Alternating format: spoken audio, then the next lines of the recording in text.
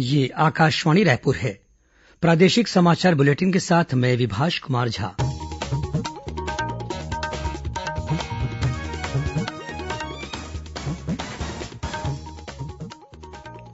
और अब पेश है आज के मुख्य समाचार।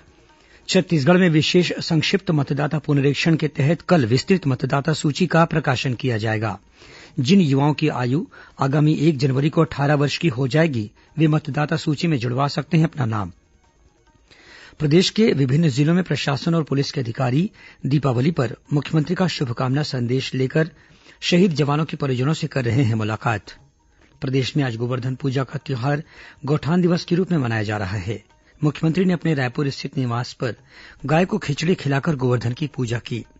और देशभर में आज पारंपरिक उल्लास के साथ मनाया जा रहा है अन्नकूट का त्योहार। कोरोना महामारी के खिलाफ देश एकजुट होकर लड़ रहा है। आप भी हमारे साथ सुरक्षा और बचाव के 3 आसान एहतियाती उपायों का संकल्प लें। कोविड-19 से बचाव और सुरक्षित रहने के 3 उपाय। मास्क लगाएं, 2 गज दूरी है जरूरी, सुरक्षित दूरी रखें, हाथ और मुंह साफ रखें।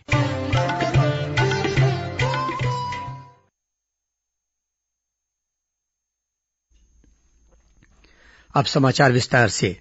भारत निर्वाचन आयोग के निर्देशों के अनुसार छत्तीसगढ़ में इस समय विशेष संक्षिप्त मतदाता पुनरीक्षण का कार्य चल रहा है।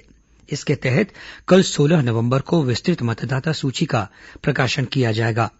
इसके बाद 15 दिसंबर तक दावा आपत्ति प्रस्तुत की जा सकेगी। प्राप्त दावों आपत्तियों का निराकरण 5 जनवरी तक किया जाएगा। वहीं मतदाता सूची का अंतिम प्रकाशन 15 जनवरी 2021 तक कर दिया जाएगा। इस कार्यक्रम के तहत ऐसे युवा मतदाता जिनकी आयु 1 जनवरी 2021 तक 18 वर्ष की हो जाएगी, वे इस मतदाता सूची में अपना नाम जुड़वा सकेंगे। इसके लिए ये युवा मतदाता भारत निर्वाचन आयोग की website national voter service portal में जाकर ऑनलाइन आवेदन कर सकते हैं। राजनीतिक दलों के प्रतिनिधियों से अपील की गई है कि वे अधिक से अधिक पात्र मतदाताओं को मतदाता सूची में नाम जुड़वाने के लिए प्रेरित करें। पुनरीक्षण के दौरान नए मतदाता जोड़ने के साथ ही स्थानांतरित मतदाताओं के नए निवास स्थान के अनुसार संशोधन और मृत मतदाताओं के नाम हटाने की कार्यवाही भी की जाएगी। प्रधानमंत्री नरेंद्र मोदी ने बिरसा मुंडा की जयंती पर आज उन्हें श्रद्धांजलि अर्पित की। श्री मोदी ने कहा कि बिरसा मुंडा सही अर्थों में गरीबों के मसीहा थे। भगवान बिरसा मुंडा ने सिर्फ अपने पारंपरिक तीर कमान से ही बंदूक और तोपों से लैस अंग्रेजी शासन को हिलाकर रख दिया था। दरअसल जब लोगों को एक प्रेरणादायी नेतृत्व मिलता है तो फिर हथियारों की शक्ति पर लोगों की सामूहिक इच्छा शक्ति भारी पड़ती है। भगवान बिरसा मुंडा ने अंग्रेजों से न केवल राजनीतिक आजादी के लिए संघर्ष किया, बल्कि आदिवासियों के सामाजिक और आर्थिक अधिकारों के लिए भी लड़ाई लड़ी। अपने छोटे से जीवन में उन्होंने यह सब कर दिखाया। वंचितों और शोषितों के अंधेरे से भरे जीवन में सूरज की तरह चमक बिखेरी। इधर छत्तीसगढ़ की राज्यपाल अनुसुईया उइके और मुख्यमंत्री भूपेश बघेल ने आदिवासी नेता और स्वाधीनता सेनानी बिरसा मुंडा की जयंती पर उनके योगदान को याद कर उन्हें अपनी श्रद्धांजलि अर्पित की है। प्रदेश के विभिन्न जिलों में जिला प्रशासन और पुलिस के अधिकारी दीपावली के अवसर पर शहीद जवानों के परिजनों से मुलाकात करने उनके घर पहुंच रहे हैं। इसी कड़ी में कोंडागांव जिले के अनुविभागीय अधिकारी कपिल चंद्रा और अन्य अधिकारियों ने आज शहीद जवानों के परिजनों से मुलाकात की और उनका हालचाल जाना। इन अधिकारियों ने मुख्यमंत्री के शुभकामना संदेश के साथ शहीद जवानों के परिजनों को मिठाई, पटाखे और फल भेंट किए। गौरतलब है कि प्रदेश के मुख्यमंत्री और गृह मंत्री ने बीते 13 नवंबर को सभी पुलिस अधीक्षकों को निर्देश जारी कर अपने जिलों में रहने वाले शहीद पुलिस जवानों के परिजनों से दीपावली के अवसर पर सौजन्य मुलाकात करने और उनका कुशल क्षेम जानने को कहा था। इस निर्देश के तहत प्रदेश के अन्य जिलों में भी वहां के पुलिस अधिकारियों ने शहीद पुलिस जवानों के परिजनों से उनके घर जाकर मुलाकात की और उन्हें दीपावली के अवसर पर मुख्यमंत्री तथा गृह मंत्री का शुभकामना संदेश भी दिया। केंद्रीय श्रम मंत्रालय ने सामाजिक सुरक्षा से संबंधित संहिता के तहत प्रारूप नियमों को अधिसूचित कर दिया है। प्रारूप नियम में कर्मचारी भविष्य निधि, कर्मचारी राज्य बीमा निगम, ग्रेच्युटी, मातृत्व लाभ, सामाजिक सुरक्षा और भवन तथा अन्य निर्माण कामगारों, असंगठित क्षेत्र के कामगारों आदि से संबंधित उपकर के बारे में संहिता में उल्लेखित प्रावधानों को लागू करने की व्यवस्था है। मंत्रालय ने हितधारकों से इस बारे में आपत्तियां और सुझाव आमंत्रित किए हैं। मंत्रालय ने कहा है कि प्रारूप नियमों की अधिसूचना की तारीख से 45 दिनों की अवधि के भीतर आपत्तियां और सुझाव दिए जा सकते हैं।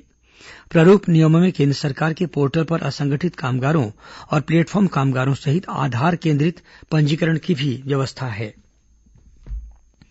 प्रादेशिक समाचार आप आकाशवाणी रायपुर से सुन रहे हैं। छत्तीसगढ़ की खबरों से है आपका वास्ता और खबरों की विश्वसनीयता से है हमारा वास्ता। आकाशवाणी समाचार रायपुर के प्रादेशिक समाचार बुलेटिन के साथ ही हमारे समसामयिक कार्यक्रम आप रेडियो के अलावा अपने मोबाइल पर भी सुन सकते हैं। आकाशवाणी समाचार फेसबुक, ट्विटर और यूट्यूब पर भी उपलब्ध है। हमारा Facebook page Chhattisgarh news on AIR, Twitter handle CGAIR news और हमारा यूट्यूब चैनल है छत्तीसगढ़ AIR न्यूज। तो अब रेडियो के साथ ही आपके मोबाइल के जरिए भी हम पहुंच रहे हैं आप तक। छत्तीसगढ़ की हर खबर के लिए सुनते रहिए आकाशवाणी समाचार। और अब आगे बढ़ते हैं बाकी के समाचारों की ओर। प्रदेश में आज गोवर्धन पूजा का त्योहार गौठान दिवस के रूप में भी मनाया जा रहा है।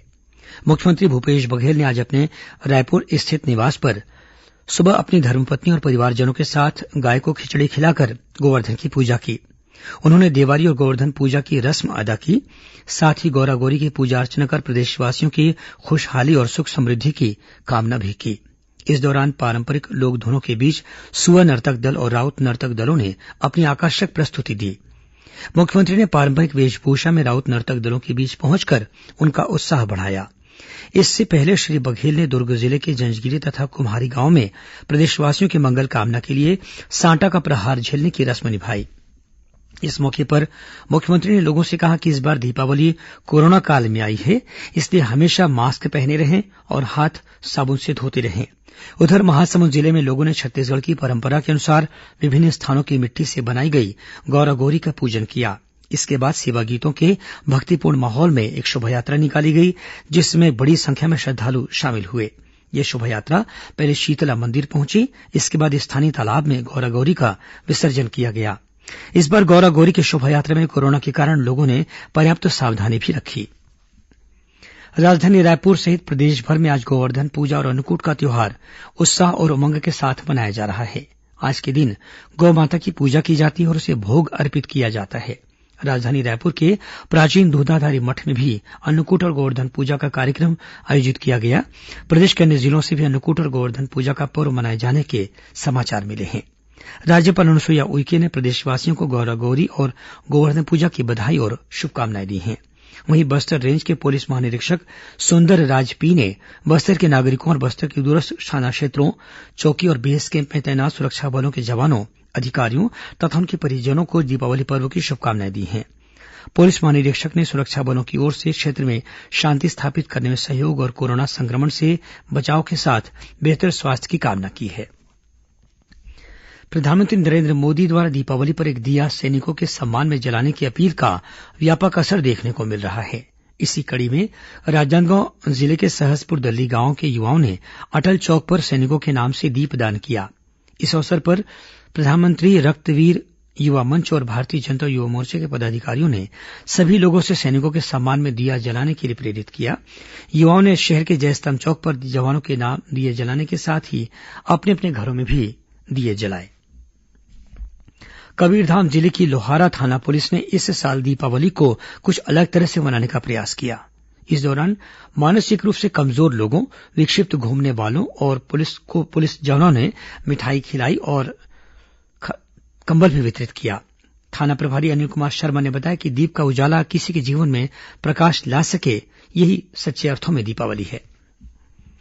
छत्तीसगढ़ में कोरोना संक्रमित मरीजों की संख्या 2,10,000 को पार कर गई है। वर्तमान में 19,000 से अधिक मरीजों का विभिन्न अस्पतालों या होम आइसोलेशन में इलाज चल रहा है। इस बीच कल प्रदेश में 716 नए मामले सामने आए हैं। वहीं कोरोना से कल 17 लोगों की मृत्यु भी हुई है। इधर कोरोना संक्रमण को लेकर चिकित्सक लोगों को जागरूक कर रहे हैं कि यदि किसी व्यक्ति में कोरोना के लक्षण दिखें तो उसकी तुरंत जांच कराई जाए, जिससे इस बीमारी को बढ़ने से रोका जा सके। इस बीच छत्तीसगढ़ के प्रसिद्ध सूफी गायक पद्मश्री मदन सिंह चौहान ने लोगों से कोरोना वायरस से बचाव के लिए आवश्यक सावधानी बरतने की अपील की है। उन्होंने एक गीत के माध्यम से लोगों तक अपना संदेश पहुंचाने का प्रयास किया है।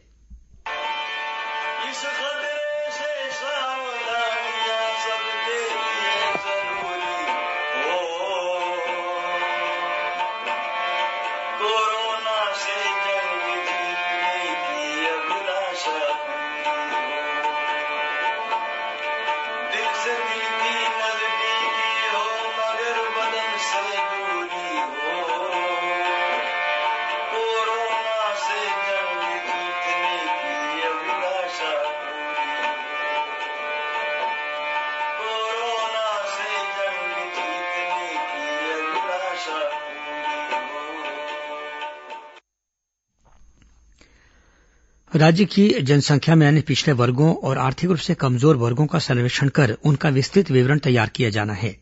इसके लिए राज्य सरकार ने रायपुर में एक आयोग का गठन किया है।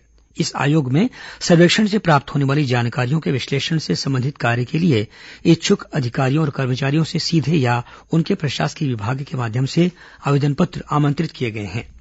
रायपुर स्थित जिला योजना तथा सांख्यिकी कार्यालय से मिली जानकारी के अनुसार आयोग में प्रतिनियुक्ति पर कार्य करने वाले अधिकारियों और कर्मचारियों के लिए संबंधित पद संरचना की स्वीकृति दे दी गई है। इसमें सहायक अनुसंधान अधिकारी, निजी सचिव, निजी सहायक, सहायक ग्रेड 2 और सहायक ग्रेड 3 के एक एक पद स्वीकृत किए गए हैं।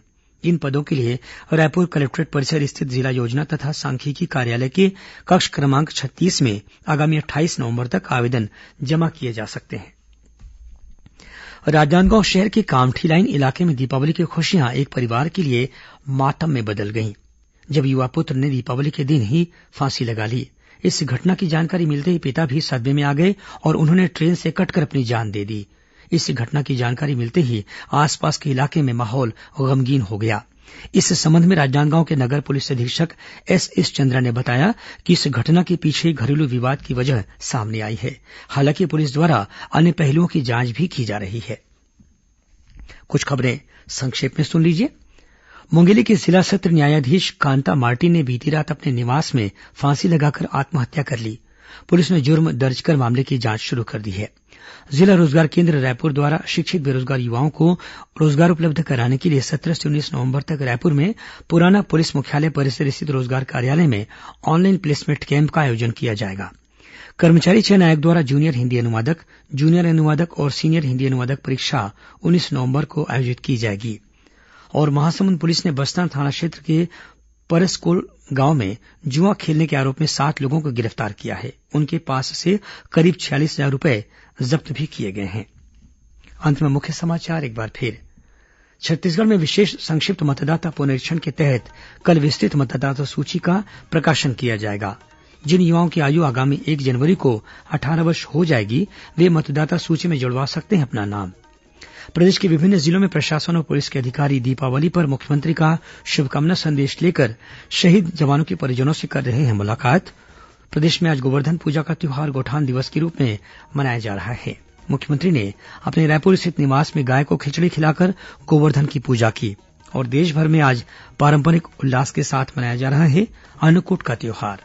इसी के साथ प्रादेशिक समाचार बुलेटिन समाप्त हुआ। नमस्कार।